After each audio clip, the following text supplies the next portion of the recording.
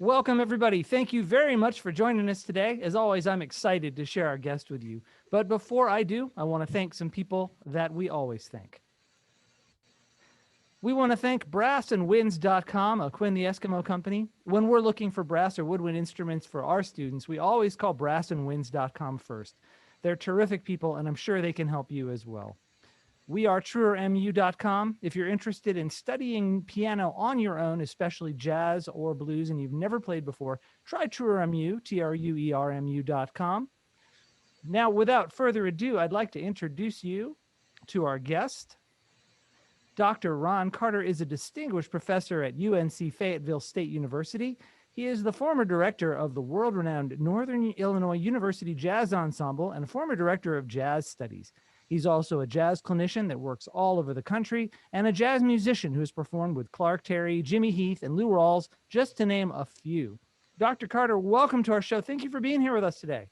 Thank you. Thank you for inviting me to be here today. It's great. It's our pleasure to have you. You may or may not know that I am a jazz educator as well. I make sure that every one of my students is educated as a jazz pianist from the time they're little. So jazz education to me is extremely important, and you're one of the best examples of a jazz educator in the country. And I wanted to get a chance to talk to you about what it is you do. Well, what I'm doing now is that definitely the last year and a half, I expanded my company, Carter's Jazz Clinics. And I hired about 22 of my former students all over the world, actually.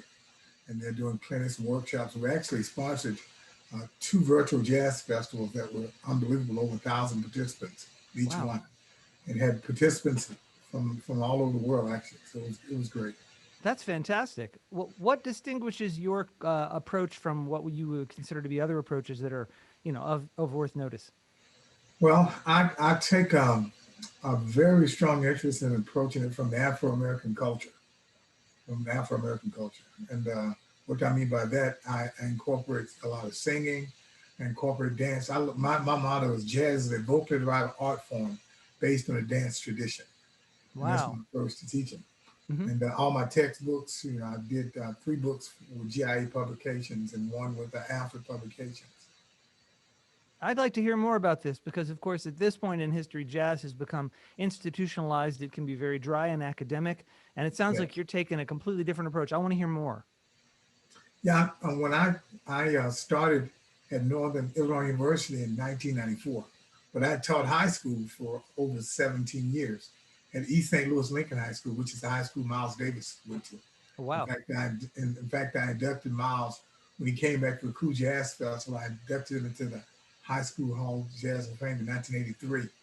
That's and there's his old childhood home in East St. Louis has been made a international and national landmark now called the House of Miles on Kansas Street in East St. Louis. But anyway, it's got pictures in there, me talking to Miles, and when I actually went there, his sister and his brother were still living in the house, and so I went there, and Cicely Tyson was there, and his sister Dorothy May was there. And they were cooking some fish and grits, frying some fish and cooking some grits. So they directed me to the dining room, and I went and talked with Miles for a few hours and drank some adult beverage from across the river, Anheuser, in the bush. Was Miles he's pretty old at that point, right? Yeah, Miles was, he was. Yeah. But the great thing about it, I'd met him before, but never sat down and talked with him, just he and I talking, that kind of situation. But it was great. But I guess what distinguished me was that working in East St. Louis, I mean, none of the students were quote unquote musically trained. That's Miles had been left right from high school, and the program had actually diminished to less than 20 members, and the whole music program. That's everything. And so me and another good friend of mine, Michael Dupart, came in and we started everything over again. And we built the marching band up to over 100 and 2 jazz bands, and we toured the world with the high school jazz band, recorded, went to Europe 2 or 3 times. So in 17 years, we did quite a bit. But what I learned too is the importance of things I took for granted. I took for granted things of growing up in the church. I'm from South Georgia, so I grew up in the church, and And my first experience with music was the radio, listening to a blues, country, western, and that was my first experience, and gospel, of course, Mm-hmm. spirituals. And so I grew up singing in church and those kind of things. So I finally started seeing all these books when I was in graduate school at the University of Illinois in the mid '90s, early '90s, and I noticed everything in the textbooks was strictly approaching everything just from the academic side, from a very rational side, and no one was talking about the culture that jazz was derived from, the Afro American culture, and that was Uh-huh. being left out of the teaching of it. And so I started teaching, and I noticed that my jazz band, even though it was very young, we started winning all the competitions and everything because I was at that even during that time when everybody else were playing Rocky and playing Manny first, which I have nothing against. Manny is a great trumpeter, but they were playing Rocky and all that this commercial stuff. And I'm playing what I call pseudo Latin stuff. Everything sounds like and let somebody play loud on the end, and somebody do a pentatonic solo, and then that was there. But I started approaching it from Count Basie and Duke Ellington. Mm-hmm. That's how, and the blues. Right. And so that's how, first thing I did was start teaching my kids, even when they couldn't really play, they didn't know their scales. They were learning blues heads by Wow. ear. You know. Okay.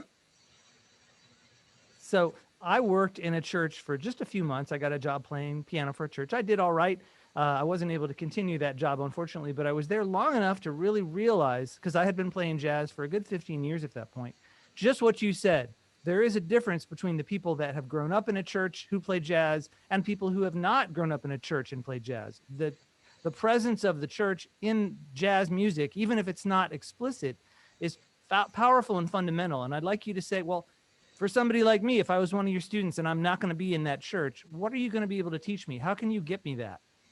Well, first thing when I started Northern, I've been in East St. Louis where there's a church on every corner. Right. Yeah. East St. Louis was 99.9% Afro American when I got there. You know. Yeah. And so there was a church on every corner, and everybody thought they could sing, everybody thought they could rap.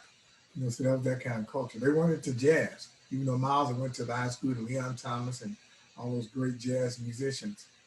But uh, my thing was to make that relationship between what Ike and Tina Turner was doing from coming from that area. I mean, just all the great players and all the great blues bands, Albert King, and, came from the same area. I mean, Miles Davis came, Clark Terry, and just the importance of the blues and the foundation.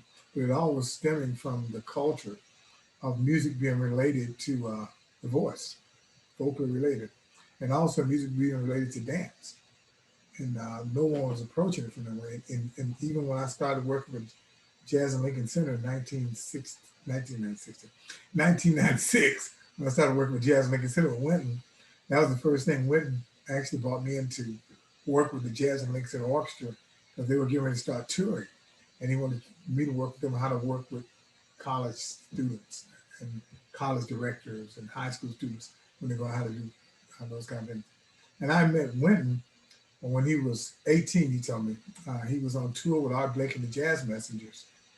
And after I got there, when I built the program, everybody who came to East St. Louis had to come over and work in my high school band. I don't care if it was Jimmy Heath. I don't care if it was, didn't make it difference. Everybody who came to town came over. And they, we didn't have any money, so I would just take them out to dinner and pick them up. So when Winton came with Art Blake, I took my kids over to see Art Blakey in St. Louis. And there was this young trumpet player. And I said, man, this cat can play. And so the other band director from New Orleans said, yeah, bro. He's from New Orleans. He's one of the Marcelluses. I said, oh, cool. So I went up and met him. We talked. I said, what do you guys do in the daytime? Because they were there for a week. And he said, well, nothing. I said, well, you want to come and work with my high school kids? He said, yeah. I said, I can't pay you, but I can, come pick you up, have a parent pick you up, and I can feed you dinner. So he came over to work with my trumpet player, but he worked on classical and he worked on jazz. Yeah. And so we developed a relationship. And every time he'd come back to town, I don't care if it was with a VSOP or with his own group or whatever, he would always come by the school and we'd do jam sessions sometimes for 8 or 9 hours. And he played trumpet and he got the piano. We had no air conditioning. The school was in the middle of the projects. And so we'd all take off our shirts and we'd be in our, the t-shirts are just the straps and we just sweating and playing. Wow. And we jam session, Wycliffe was with him, Eric Reed, Marcus Roberts. I mean, I can go through the whole list of folks that came through with him over the years. Herman Yeah. Riley. I mean, so everybody who was in his group, small group. And then every time he came to town, if you look at all the Wynn's early textbooks, he did during the 80s and 90s. You notice he'd always have a picture of me and my high school jazz band because he always invited us over to the concert. And so we hung out so much. And when he started Jazz Lincoln Center, he asked me, "Hey, Ron, can you come join us? Come help me. I'm starting this new program." Blah. But let me say this: before he did that, we still was good friends. I had no budget when I got to Northern Illinois University, and so I said, "Man, I need to raise some money." So I told the trumpet teacher, I said, "Yeah, I know Wynton myself. He used to work my high school band. We played together, hung out together." I said, "Well, let's try to get him here, and raise some money for my jazz program." So I called Wynton. He said, "Yeah, bro. We're doing something at Orchestra Hall in Chicago, and I'll bring the sextet over and we'll do something soon." But I'd raised $19,000 to bring him in, from Yeah. different sources, and we bussed in about 20 busloads of kids from all over the region, and and I was directing the second band. I was directing jazz studies, but I was directing the second band. So I said, "Yeah, can you?" So he said, "I said, can you do a clinic with the top band? But I want you to play the second band, me and the second band." So we did a concert, and he did a clinic with the lab band, and we had kids, the whole basketball auditorium was filled with kids from all over the region. And he said, "Bro, don't worry about paying me. You just have your wife just fix dinner for us." So him and the group came over. Wes Anderson, all the guys came over. My wife fixed the soul food dinner with collard greens and fried chicken and macaroni and cheese and different pies and cakes. So that was his payment, and we used that money to start the program, over again. So Yeah. it was and ever since then, when he started the program, 2 years later, he started the Jazz in Lincoln Center, and that's when he asked me to come in and become part of that. And I was one of the people who started in fact, the idea of the Bandwidth Academy, because we started the competition, Hmm. Essentialton competition, and that time Laura Johnson was the director of education, and she said, "Ron, what can we do?" And I talked to Winton, and we met, every 3 or 4 months. I said, "We need to do something for directors. No one is getting any jazz education in the colleges. Nobody. I don't care if it's North Texas or nobody's getting any real jazz education. They'll learn how to play, but they're not getting any jazz pedagogy, how to teach jazz." Hmm. And so that's what we started the Bandwidth Academy. And I haven't worked at the academy since 2014, but it's still going on, and still, helping directors. And I think most directors now coming to get credits, extra credit for whatever. But when I was doing it, I was doing it from the heart, from passing on. But they still use the foundation of a cultural approach to teaching jazz, because we start every session. All the first sessions were internalizing the jazz field, showing how to combine dance and things I learned and working with the great Ed thing about rhythmic pulse. And then we do a thing about from working with Clark Terry so many years. We do a thing on dealing with jazz articulation and phrasing. We do a thing on improvisation and how to use vocalization to transcribe. And so we start every session with that cultural approach. I would do all those first sessions, and I was actually the curriculum director for that for almost 20 years until I decided to do something different. But the great thing about it is that it laid the foundation for the Bandwidth Academy, and basically for the Essentiality competition, because every band that's won have been the bands I've worked with for the last 25 years. And every band is, and over 85% of the bands that are selected are bands that I work with. So it's the concept that works. Man, it's not about me, but it's about what I've learned so much from working with the great Clark Terry, working with Ed Thigpen, and sitting down and talking to Miles about music, working with Jimmy Heath, and working with Curtis Fuller and some of the different guys that toured my college band. And I'm like a sponge. I'm always asking questions. Asking James Moody, how'd you do this? How'd you do that? Talking to Frank Foster, while we're on tour. But we've been on the bus for 5 or 6 hours touring every 2 or 3 times a year. My college band. And I'm asking questions. My students were always asking questions. And in fact, I was looking at the roster of Jazz Lincoln Center now. I see that a lot of my former students, even my son, Brian Carter, who's a great jazz musician with the Juilliard, he works with Witten's program Jazz for Young People. But a lot of my other students, Willem Dallasford and Chris McBride, a lot of my former students work with Jazz Lincoln Center teaching, and they're teaching from the concept they learned from touring with my college band. Yeah. And now they're reading my textbooks and being reinforced. And they took my jazz pedagogy course, which my books came out of my jazz pedagogy course that I taught for 25 years. Can you speak to the difference between a jazz educator and a jazz musician? What is the difference?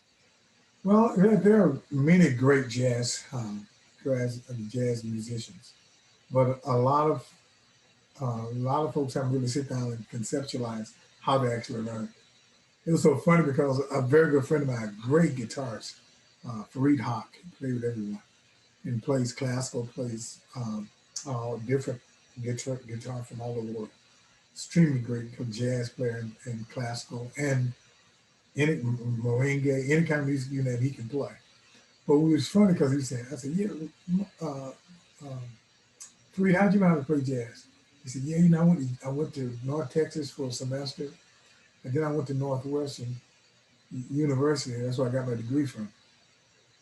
I said, oh, okay. He said, yeah, I was downtown Chicago to jam sessions all the time, working with Von Friedman and Von Friedman's brother played guitar. He thought about it. He said, that's really how I learned how to play. Mm-hmm. But he had never sit down and conceptualized it. But he's a great teacher and a great player. But and a lot of guys won't do that. And a lot of guys who I played with who are great musicians don't want to teach because it makes them have to think about how they got to where they are. And my thing is that none of my degrees are in jazz. All my degrees are in music education and classical clarinet. I was an all-state clarinet player for the state of Georgia. So all my degrees in classical clarinet. Brahms, Mozart, Weber, Ralph Vaughan Williams, all that's all my play. And so, but I started playing professionally when I was 13 years old in a rhythm and blues band. And I started singing in church ever since I can remember. And so I was transcribing. I remember my first gig, this group from the Air Force Base in Valdosta, Georgia, Moody Air Force Base. You guys looking for someone who could sing and play saxophone. I didn't play saxophone, I played clarinet. When I borrowed my cousin's alto saxophone and, learned a few things and went in audition because I could sing so well. I made auditions, but they would give me 45 records, say, Ron, transcribe this, sitting on the dock of the bay. Gladys Knight, take this, write this out for the band. And I jack it up a lot of times, but they let me keep learning, those kind of situations. And I got better and better. I didn't realize I was transcribing. But, I remember my family we didn't know we were poor, but we were poor. But I remember my first, our gifts for Christmas would be a bag of candy and oranges and apples, that kind of stuff. Maybe one gift from the dollar store, whatever. But we got something for Christmas, so we were happy. And some clothes, to wear.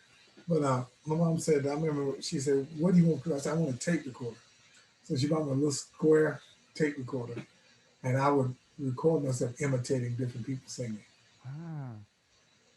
And I would, I don't care who it was. I don't care if it was Al Green, I don't care if it was the Soul Stirrers, whoever. Mm-hmm.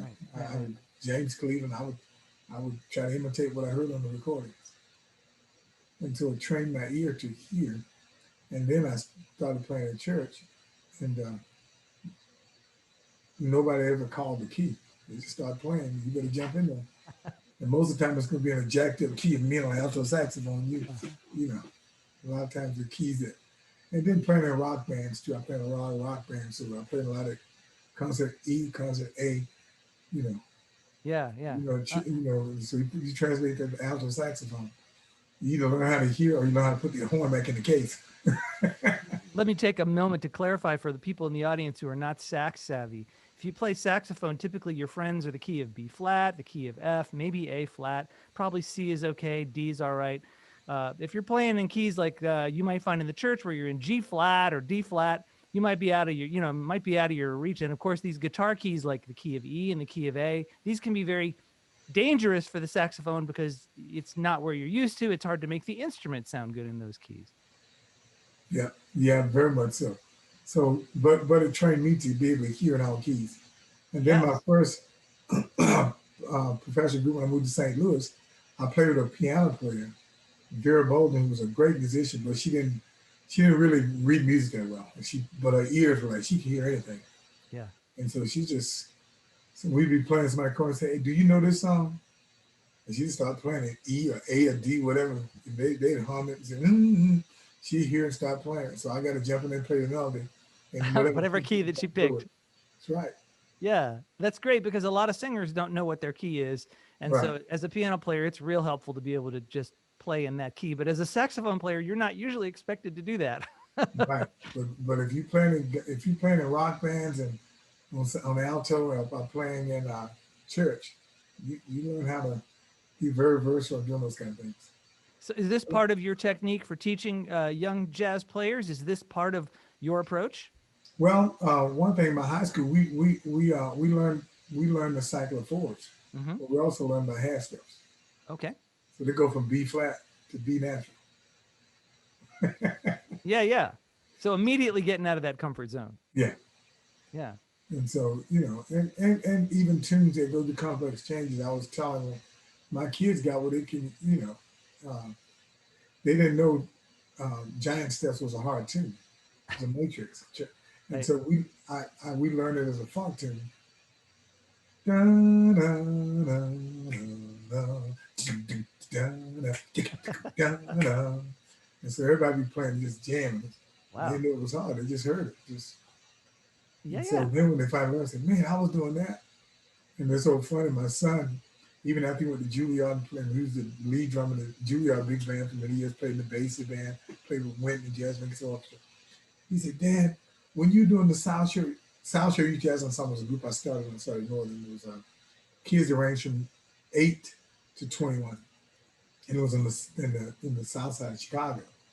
But we were doing things, we were doing tunes, Thad Jones tunes, we were doing Interloper, I mean, tunes that were extremely difficult that I did my high school band. So when I got there, I said, we good. And, the, and my son said, Dad, you had us playing that hard stuff. Didn't you? I said, if you don't know it's hard, it doesn't make a difference. And it was so crazy because I remember we were in the recording studio, and this guy said, I'll pay for you to record a big band album and a combo album."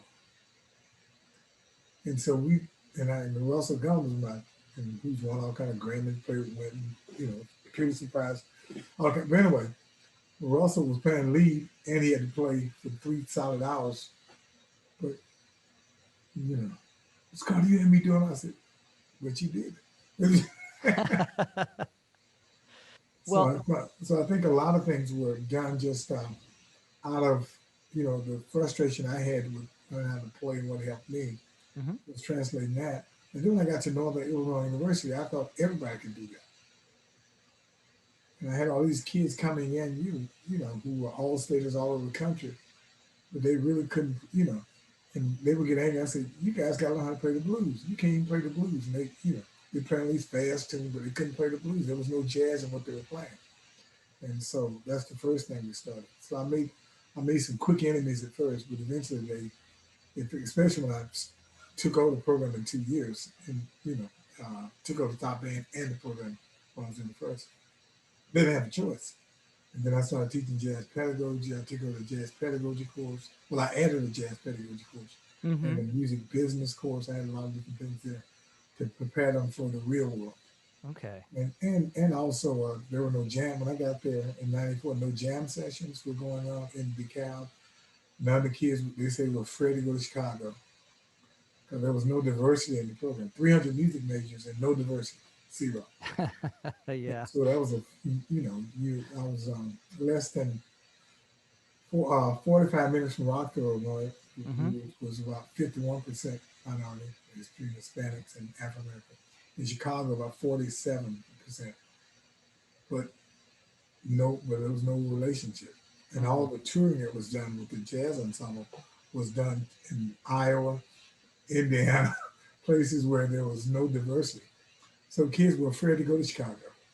And Hmm. so that was the first thing was, first of all, was hire some people in Chicago. I hired the great Willie Pickens, who played with everybody. Well, I know you know Willie Pickens, you know. Yeah, so I hired Willie Pickens to come in and teach jazz piano. I hired a jazz trumpet teacher to come in, Art Davis. I mean, just started hiring people who were connected with the jazz scene in Chicago and as adjunct and hired some of them full time. And so we went to a full jazz faculty. So that made a big difference too. So the kids started going in, sitting in with the professors in Chicago, going to Fitzgerald's, going to different places in Chicago that were the places where real musicians went to play, and started going to the South Side and the jam session South Side. And that's really got their lessons. I was on the South Side of Chicago, so it was just great, expanding there. And we started a jam session at a Mexican restaurant in DeKalb. They Okay, couldn't pay us, but they gave us food at the end of the night.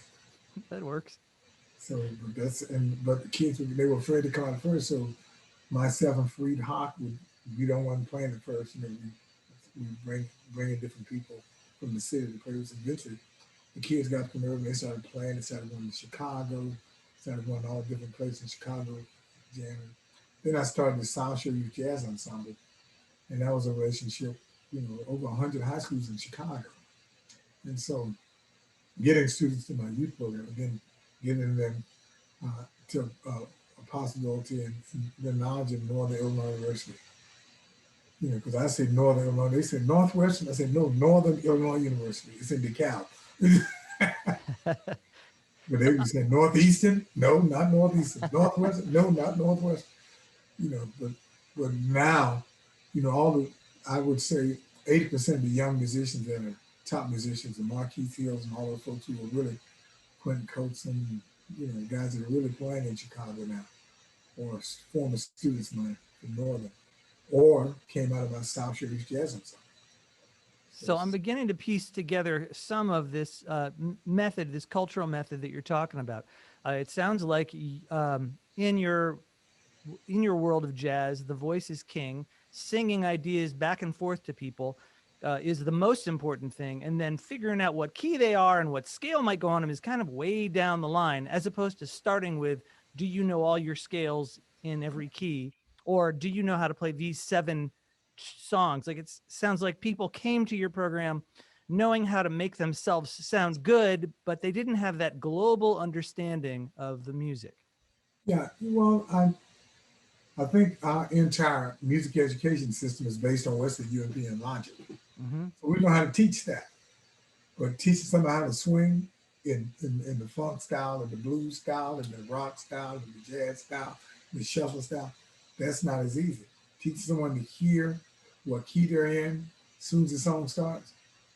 And I tell my kids, as soon as they hear the first two, they know it's 3 6 2 5, 3 6 2 5 1 2 5. When they hear what the kids, they start working.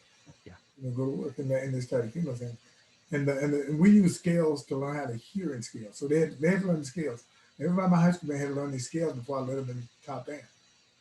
But it was how to hear with them. They wasn't learning scales so they could run up and down fast. Right. It was learning to hear in the keys.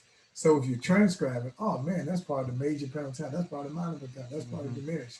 I mean, that's part of the major scale. Well, that's major scale start on, you know, Ray, whatever, So So the scales are used as tools to build something rather than the scales being the house you live in.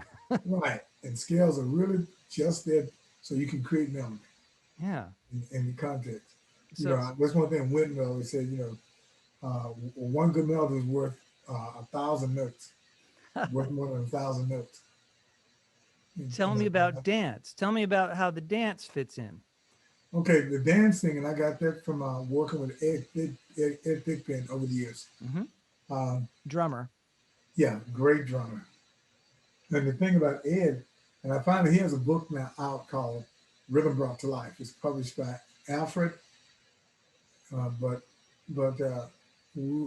I always did that, but he had codified it. He worked coded, so I worked with him over many years, and I kept bringing him to Northern Illinois University. We worked together to talk about what he does, what I do. Same thing I did with Clark Terry, Yeah. and the systems I certainly more codified. So I guess all I did was took what they were using and things I was using and put them together and codify what was going on, and basically dealing with the tradition. Ed Thigpen actually went to West Africa and studied West African drumming, Yeah. the polyrhythms, dealing with the 12/8, and then the duple combinations. So dealing with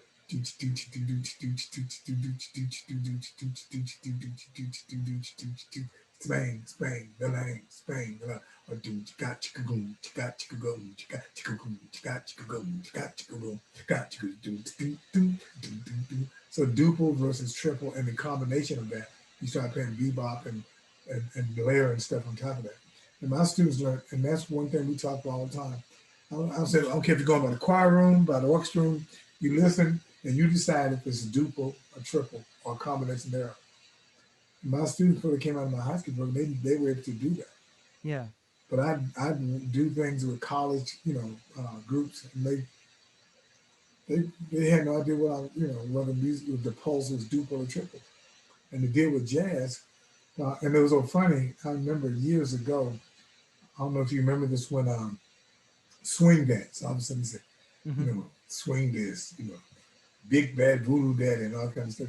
But what was funny about it, Wendy and I was sitting down watching TV, and these folks was dancing to big bad voodoo daddy.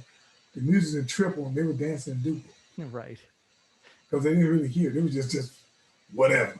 Right. And Just so music. that very next year, went out on tour with the Jazz Links and Orchestra and took dancers and really taught people the difference. You can't get up because you look stupid, and it should feel stupid. But culturally, if you didn't grow up with relating music, poetry and dance as an African tradition or an African American tradition, you just don't know. Yeah. And so I've worked with directors, and a lot of guys actually have hired to be part of Carter's jazz clinics.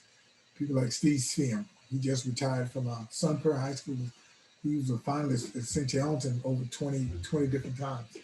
And his band has won there maybe 4 or 5 times. But before he even play a note, he got his band up feeling duple versus triple. If the tunes in duple, they do, and this is all the things I taught at the Bandwork Academy. Hmm. We call it the church step. Yeah. Step side to side. Got to go, got to go, got to go. You know what I'm saying? Different Hmm. things. And that's an example of duple there. Yeah, I was duple. And Right. triple, triple. Hmm. Lucky.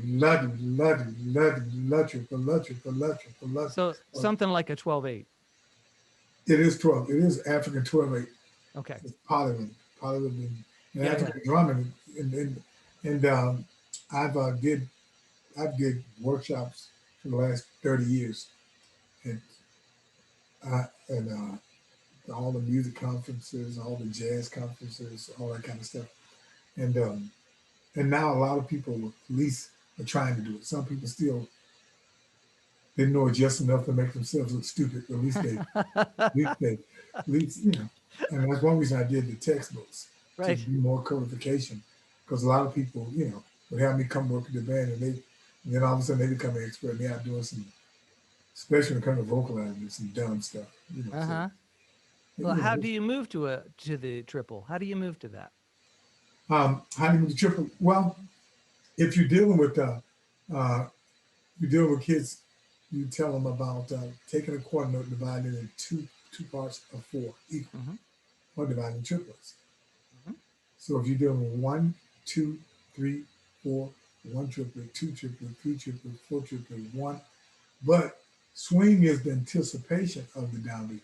So it's out one triplet, up two, up three, up four, up one, up two, up, ladu, ladu, ladu, ladu, ladu, ladu, ladu, ladu, ladu. It's so weird. I did a lot of workshops in Bogota, Colombia, and all the conservatories there. My Spanish is zero.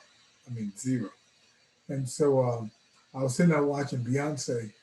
Um, that song she did, put a ring on it, and Yeah. so trying to get young kids and trying to get them to feel um, Dooch, dooch, doo, dooch, dooch, dooch, doo, dooch, dooch, doo, dooch, dooch, dooch, doo, dooch, dooch, doo, dooch, dooch, dooch, doo, dooch, dooch, doo, dooch.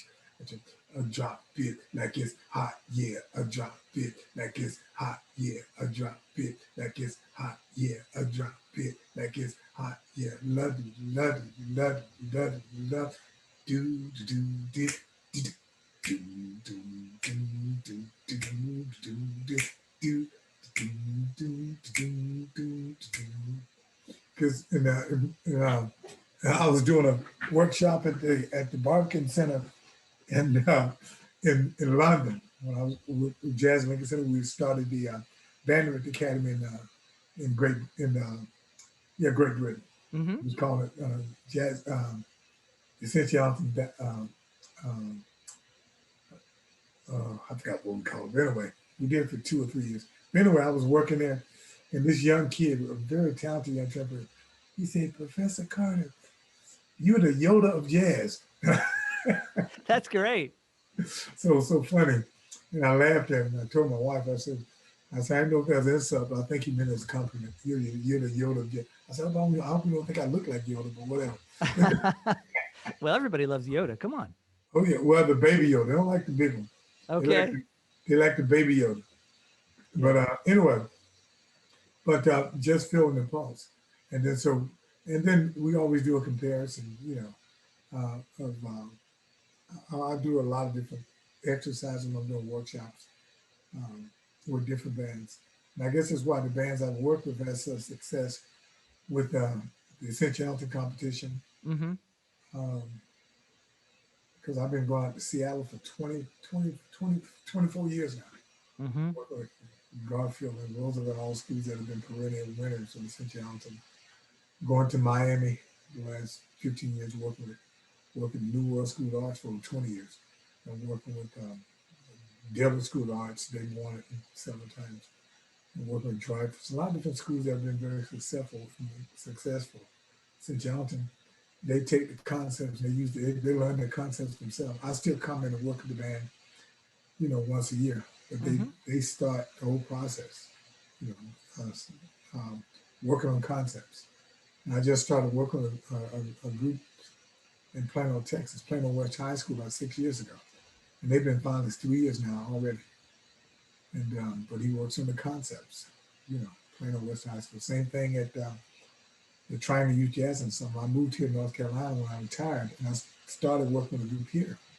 In fact, I was on their board, but I started working with the group, and they've been finalists ever since they've been allowed to enter. They've been finalists now 6 years in a row, Mm-hmm. and one came in second one year. But work on the concepts, and it's really about concepts and understand those concepts. And like I said, I just wrote a chapter in the latest book of Teaching Music Performance in Jazz by GIA Publications, Mm-hmm. and it's called Teaching Music Performance in Jazz for Beginning Jazz Bands. And the chapter in that book, I simplify things even more for younger kids, and that's why I started using directions on how to drop it, duple, drop it like it's hot, drop it like it's hot, drop it like it's hot, drop it like it's hot, triple, drop it like it's hot, yeah, I drop it like it's hot, yeah, I drop it like it's hot, drop it like it's hot, drop it like it's hot, drop it like it's hot, drop it like it's hot, yeah, I drop it like it's hot, yeah, I drop it like it's hot, drop it like it's hot, drop it like it's hot, drop it like it's hot, drop it like it's hot, yeah, I drop it. And so once kids get that, Mm-hmm. So they're getting it into their bodies, in other words. So this music gets right, out of begin their to minds, out of their hands, so that it's a whole body experience to play. right, and basically what it boils down to is creating this part of the culture of learning the music.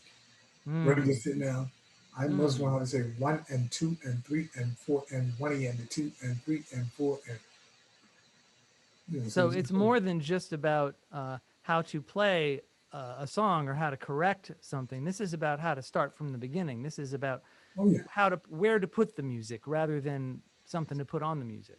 yeah, yeah. A good friend of mine, Jimmy Heath, Jimmy was very very dear to me. He died less than a year ago. But I remember when he and his brother Tootie and Percy, they got I was vice president of the International Association of Jazz Educators, and they got the National Endowment of Art award, Jazz Master Award. And he got up and Jimmy made a speech. He had tears in his eyes. He said, I went around this conference this year, and all the things that made me want to play jazz, I didn't hear any of that being played Mm. because everybody was, trying to see how fast and high and all this kind of stuff, rather than no blues, no gospel, no swing, into the music. And he had tears in his eyes, saying, it's just a shame. And I think that's one reason I've dedicated, even since I retired, to hiring young musicians who've learned the concept of how to pass on the music culturally. And so people know where the music comes from. That's a culture. And it's not a racial thing, but it's culture. Hmm. You can be in a race or ethnic if you want to be, but you have to approach it from internal and not just external. Right. So taking in the actual creation of the art form into account, not just saying, "Oh, I got this. I'll put my stuff on top of it." You Right. have to go into it with the respect of knowing that it has a history, That's and right. if you don't take that history into account, you're going to be putting a mask on your face, essentially. Yeah. And another thing is too is that the world has changed so much. My son Brian Carter, um, he's played with Taylor Swift. He's played with Nick Jonas. He played with uh, he was Kenny Barron's Kenny Barron trio. He played with my namesake Ron Carter's trio. Yeah. Played with Wynton Jazz Lincoln Orchestra. He's played with everybody. Played with his own group, Young Swingers. But he writes for NBC. He writes for orchestras. He writes everything. But the thing is that he's learned that once you learn truly where this music comes from, that it's from the African American culture, you can play any kind of whether. Yeah, I got the music director for Beyonce, instrumental music director for Beyonce, music director for Kanye West. I mean, so the music director for Glenn Miller Band. All these are former students, but they learn the essence of the music, how it relates to the culture, how important it is to. So then you can go play Beyonce, and all you got to do is play da da da da da da da. You still getting paid, and then you can sit up and do do do do do do do do do. People like Tia Fuller, who's a great jazz player, but she understands the relationship with music. And she was actually came to the Band Director Academy. We did it at the University of Northern Colorado many years ago. I mean, so once you develop that relationship with the music, you can go any direction you want to go. Whether you want to go, one night you're playing with Robert Glasper, next night you're playing with Kenny Barron, and they come from different angles. Next night you tour with Beyonce, it doesn't make any difference. Yeah. And that's one thing I learned from working with Arturo Sandoval many years ago. My high school band, we were the front band for Arturo Sandoval, and he said, "Hey, Ron, he's all these things. He's all these things." And that's in fact that's what I'm working on now. We're putting together virtual competition for Central and South America. That's what I'm working on now. That's the next project. And so, and of course, we're getting ready to ramp up and work virtually with programs that are trying to get their feedback on them since COVID-19, and Yeah. also going out and working groups again. So I mean, so things are, you know, I'm getting calls all the time now. I'm not going out as much as I used to, but I said, I tell them, I said, I'll come out maybe later, but I can do a Zoom session for you now. So, or some of my younger artists can come out. They know the concept. They can come out and work with you now. So that's what I'm working on now, trying to get more of my artists, my 22 artists, uh, out there. So, they know the concept. They worked with me for 5, 6, 7 years. And so they know the concept. And it makes a difference. The concept makes all the difference. We've talked about a lot now how going into jazz and blues with a different concept makes a difference in the way we play as people. Oh, What yes. would you like? What supposing we uh, let's say we adopt this idea wholesale and lots more musicians, jazz and otherwise, start adopting this way. How would you like the music to change our prevailing culture in this country? Well, I think one thing has to change. And a good friend of mine, Alvin Baptiste, that's the young piano player, Alvin Baptiste. Mhm. He's his uncle, I think. But Alvin he taught Wynton, he taught Harry Connick Jr., he taught all of He's probably the greatest clarinet player since, back in the day. But Alvin died a few years ago, but a great musician. But I interviewed him for my first textbook in 2008, my first textbook with GI Publications. And he said, Ron, what you have to understand too is that record labels took, he called it black music, and they put it in different categories so they could market it to the world. But what it did was it put so many musicians against each other.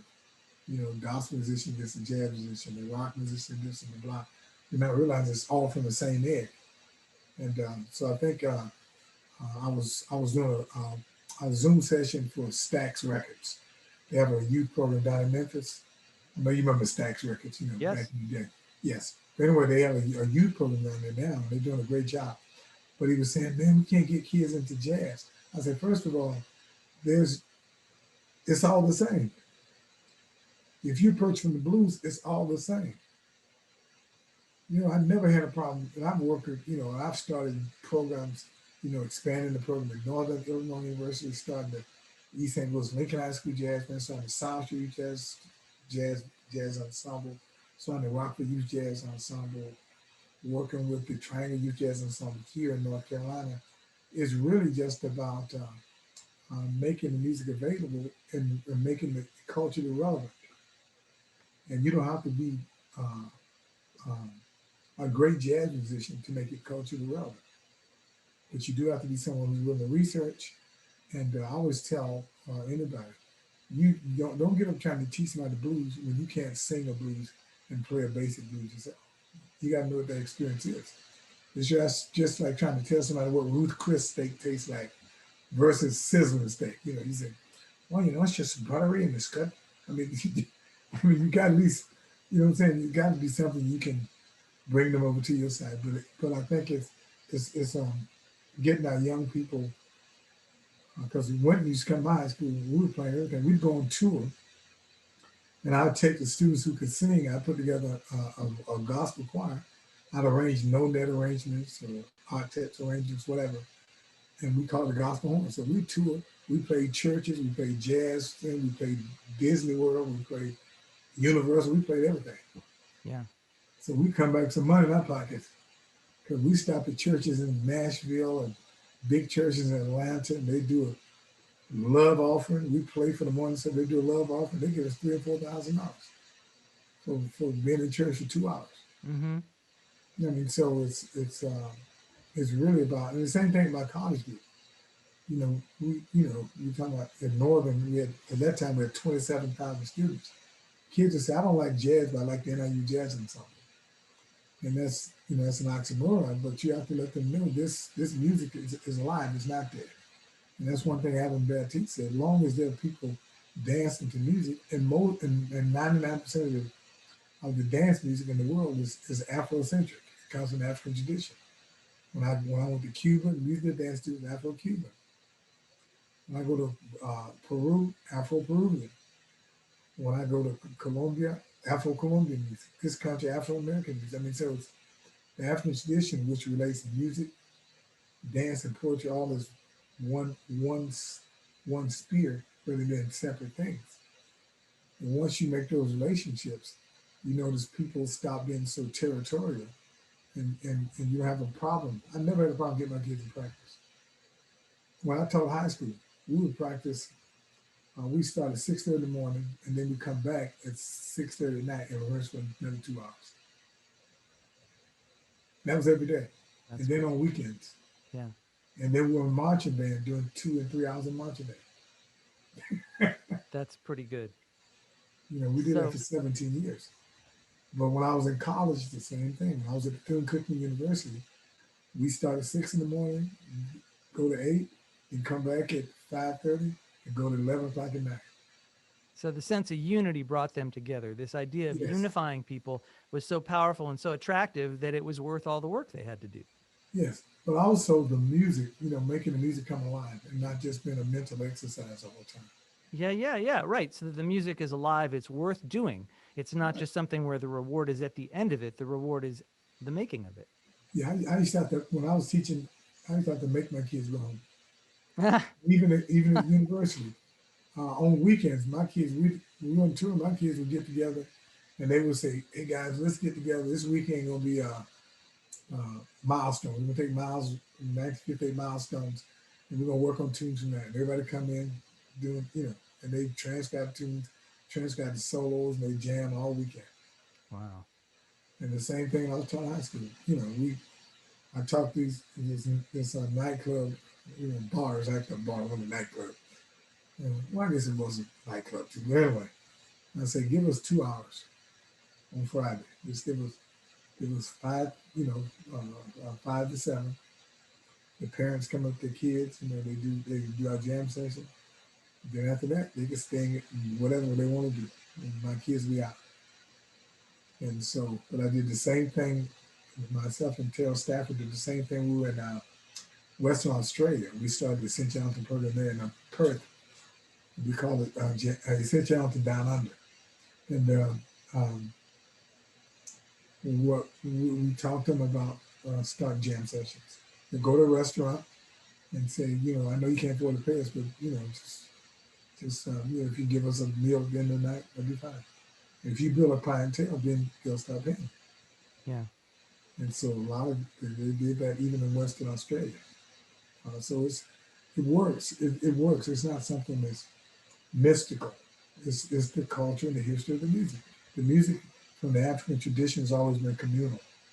And I think once we took it that, and a lot of people said that academia will kill jazz only if you let it. Because my program was very academic. But we had jam sessions all the time. In fact, the great guitarist Bobby Broom, I don't know if you know Bobby, Bobby played with Sonny Rollins. But anyway, he took Fareed's position at Northern Illinois University. Great jazz guitar. But Bobby was one of my former students put a video of us doing our summer jazz camp. That summer jazz camp, I bring former students back from all over the country, and they taught at my jazz camp in Northern. And we were doing a concert, and he saw the concert on YouTube. Somebody said, "Man, I know y'all got down like that, man. We got up what we doing because it's supposed to be every time you play. I tell my students, it should be something that becomes a religious experience every time you play. It's not going to happen, but that's something you should strive to achieve. I mean, even in the African tradition, music is looked at as a gift from a higher source, whether it's God, Allah, whatever, whatever religion you're dealing with. But, me being a Christian, I look at it as a gift from God. And so anytime I play, I'm trying to, I play in church. I still play in church every Sunday. Like I got choir rehearsal tonight at 6. Got, praise team, at 6. But Who's it's the trying to create that relationship with the music every time you play. who's the musician you've played with lots of famous people? Who's the musician that you most enjoyed performing with and why? Oh wow, that's hard. I mean, seriously, it really is. Because working in Northern, I had a chance to play with Clark Terry a lot of times, and it's always Clark Terry's last concert, full concert on this earth was with my jazz combo at Northern Illinois University.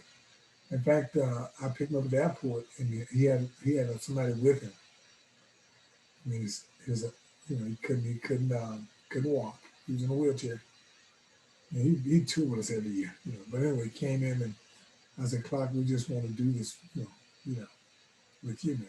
I said, if you just played 2 songs, in the play, he played 2.5 solid hours. Wow. And the same thing with Louis Belson. Yeah. Louis Belson hired us to the Quad Cities brought him back, and I brought him back to do a tribute to him. And he'd been sick. And his wife said he does pretty well once he takes the medicine. He does well. And so, so my drummer, Bernard Long, set up another drum set, and then Louis had his drum set, the double bass drum, whatever, with his names on everything. And I said, well, he can play along with Louis. Louis can just play 1 or 2 tunes. Louis played all night. His wife just cried like a baby. She said, "This is what he needed," you know. And he died a few, maybe a year after that. So, but I think so. It's been so many concerts like that, just, I remember one concert we were in at the North Sea Jazz Festival, and it was the last concert. It was at 1 o'clock at night, last concert of the night, and the North Sea actually paid my high school band to play, and they'd never played high school band. But in the but it was two big halls left. All the rest of the venues had closed down. We were in one big venue, and Miles Davis was in another big venue. Okay. All the shoes going off, and my kids at that day, my students said, well, all of us, because at that time, in the early '80s, everybody hung together. I'm sitting there talking to George Benson or talking to Miles. Everybody had the same green room. They didn't put high school and college in different green rooms. And so we're sitting back there. So we're sitting back there uh, Steve Tilray and all different guys, with Diz's whole band sitting back the Clark Terry, whatever. And so that night, um, trying to think, he was Art Blake is music director, trombone, I can't think of his name now. But anyway, he asked, could he sit in with us? I said, yeah, of course. And so we were doing Manteca. Hmm. The place, because all the bands, everybody it was packed. People standing room only. We had over probably 2,000 people there. Man, at that time now you smoke, so it was filled with smoke and everything, man. And we were playing Manteca, man, and my whole trombone section could play. I mean, they were just phenomenal. And so, uh, Frank Lacey, solo on killing, and my trombone player, everybody just killing on Manteca.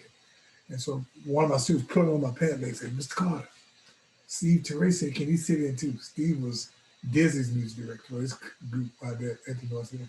So he came in, man, we played, man. I got a video of that. That's probably the most religious experience I've ever had in my life playing. It was like people lost their minds. I mean, people screaming and hollering. You had all these, you had legends I know that's yelling for a high school band with some, so it was crazy, man. So those kind of experiences, but I've had so many of those. I remember playing a concert with the great Frank Foster. We were in Wisconsin, a high school in Wisconsin. We were on tour.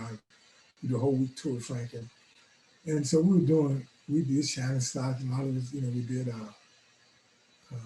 na, na, na, na, na, na, na. We did all these great arrangements. But anyway, what was funny was that we were playing 1, 2, and Frank moonwalked across the stage. Frank was 57 years old, moonwalked across the stage. It was just that kind of, it's just, so I've had so many experiences like that. I've been blessed. I came in at the right time where I had a chance to have people like Miles Davis in my life, and Clark Terry, and James Moody, and all these different people. And being vice president by AJE, I got to know a zillion other musicians. And having people like Arturo Sandoval play my high school band. It's just, the experience. Alice Marcellus played my high school band. Whitney played my high school band. Yeah. Well, they feel that what you're doing. I mean, just love your approach to this. The idea to make music a religious experience. Clearly, you've had so many of these because that's what you look for. You're not interested in furthering an ego. You're not interested in. You don't have an agenda. You just want it to be great. And of course, everybody wants that. Everybody's flocking to that. Yeah, because uh, Benny Golson I was talking to Benny Golson a few months ago. He said the same thing. Oh, Ron, how you doing? You still dancing in front of that band? I said, that's what I do. I can't help it. I don't know I'm dancing, and Jimmy, he just called me the motivator. Motivator. So but it's just so many, and just hearing, so many great musicians that I could just think back. So many great musicians, the Benny Golsons and the Frank Wesses and all of, just hearing Frank West play flute. And it's just, my God. Even hearing Red Holloway play the penny, uh, Penny whistle. oh, my God, on a jazz tune. Killing. Yeah. Just experience, things that ain't no big deal. It is a big deal when you think about it. Or doing a concert with Marcus Roberts on a Fender Rhodes piano. We doing a concert, and the stand fell. Marcus playing a Fender Rhodes, holding it up and playing at the same time. You know how heavy those things are, but just those kind of experiences, man. you can't, I mean, and when you've had those kind of experiences, man, you know, when somebody asks me, man, what's the greatest experience you had? It's just hard to capsulate say this one thing, that one thing, because it's been, when I think back, you know, of how blessed I've been, you know, just to have those experiences, and then have so many students who've had these experiences, and they still talk about it. You know, we meet now, and they talk about, you know, we're doing a tribute to Ellington. We were on tour in Europe with the Great Ed thing, and we did. Oh, I forgot the name of the tune, but it's real fast. And that night, Ed was must have been drinking coffee. It went so fast, and we played it because we knew it that well, but because Ed could play brushes so fast, man, you can't even see the brushes. But Yeah. man, but it's those kind of experiences, man. You can't buy those experiences. Well, at this point, I'm sure my listeners are just dying to know how they can find out more about you. How would you like to direct them? Where would you like them to go? Well, they can go to Carter's Jazz Clinics, www.cartersjazzclinics.com, or they can go to my Facebook page, Carter's Jazz Clinics. Um, or, you know, or they can just email me, uh, ronaldcrtr@gmail.com. Excellent. Dr. Carter, thank you for talking to me about what you do, and thank you for the life you've lived. As somebody who cares about jazz deeply and wants to see it, you know, prosper, you've done so much to make that happen, and you've enriched the lives of so many people. Thank you very much. You're welcome. Thanks for inviting me, and hopefully get a chance to work with you and your groups one of these days and in the future. I would like that. Thank you. And thank you, folks, for tuning in and for listening to these interviews. We hope you've enjoyed today's. And if you're interested in hearing us talking to other jazz musicians, we have interviews with Louis Harivo, Jason Jackson, Joe Alterman, and a number of others. And we'd love for you to check those out too. If you like our interviews, please subscribe. Please like our videos. The more the merrier. We want to have you in our community too. Thanks very much, and we'll see you next time.